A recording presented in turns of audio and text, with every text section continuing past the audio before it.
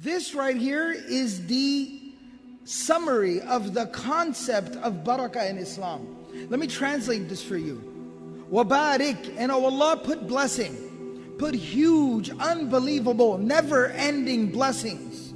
Li, for me, fima, in that which a'tayta, you have already given. That's the past tense.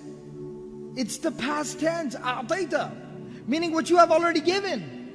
I'm not asking for more, Allah. What I'm asking for is that what you have given me is more than enough. It suffices. What I already have is more than enough. I'm just now asking, Ya Allah, to inject the element of barakah and blessing into that which you have already given me. That is the concept of barakah. Barakah is not more. Barakah is not about more. Barakah is about the ability to do more with less. Barakah has nothing to do with quantity. It has everything to do with quality. The quality of what you have. I don't need more, Ya Allah. I just need blessing on what I have. The ability to do more with less. And this is something very interesting, very profound. You know, more and less, and blessed and not blessed, and quantity versus quality. And if you really get to thinking, if you do some deep soul searching, it'll hit you like a punch. It'll really knock the wind out of you. Because you read a narration about the Prophet of Allah sallallahu alaihi wasallam. You know, the day that he passed away, there were a couple of mats. There was 1 or 2 jugs. There was a mule tied outside the house. There was a sword, there was a shield, and a couple of pairs of clothes. That was the sole possession of Rasulullah sallallahu alaihi wasallam, the greatest human being to ever walk the face of this earth. That's all he had. And he had 9 homes, which is another topic for another day. But just to put things into perspective, you got to chew on that for a second.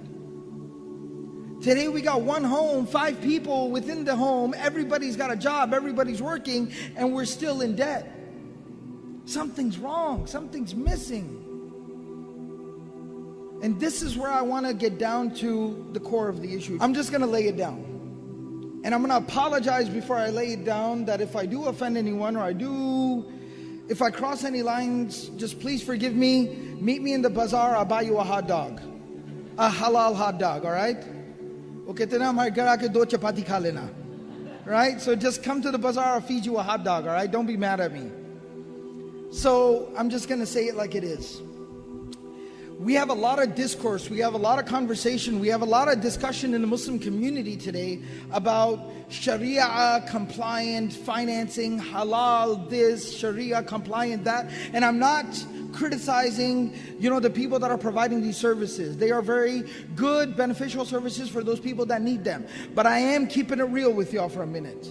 We are obsessed with the conversation about how can I take something that I don't need, I have no reason to have, there's no explanation for me having it, and find a way to somehow make me feel better about having it. We are obsessed with this conversation in the Muslim community. You want to know what Sharia compliance is? You want to know what halal is? You want to know what the Islamic financing, banking, financial, monetary system is? If you can't afford it, don't buy it. That's Islam. That's Sharia compliance. If you never buy anything you don't need, you are living a Sharia compliant lifestyle. That's as simple as it is. And I know it sounds oversimplified, but it's really not. Wallahi, it's not. We gotta understand this. Let me explain something to y'all. In some places, for some people, there is even some legitimacy to a conversation about needing to buy a home, even though I personally don't agree with it, but to each his own. Maybe I don't live in your shoes, I don't know your circumstances. I'll tell you, by the way, we talk about, but we have to have a home, we have to live somewhere, I have to raise my family. I lived my entire life in an apartment complex. I lived my entire life in an apartment, and I feel like I turned out okay. You understand? I'm trying to be real with y'all for a minute. You can drive a used beat up old car. I talked about the car I drove last year. I talked about it over here. First car I ever drove, the doors had different colors. And you know what I did when I graduated past that car, when I could actually afford to buy a nicer car? We had a simple rule: if we don't got cash in the home, we don't buy it.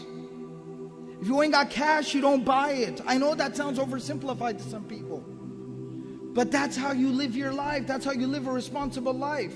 So even when I bought another car with cash, mind you, that other old car with the different colored doors, I didn't sell it. You know why? Because I had a little brother. It was too good of an opportunity to pass up.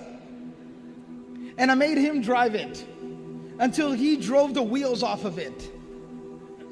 And I actually had to pay somebody to take that thing out of my driveway. But that's just how it works. If you can't afford it, you don't buy it. It's a very, very simple, straightforward philosophy. سبحان الله عدد ما خلق في الأرض سبحان الله عدد ما بين ذلك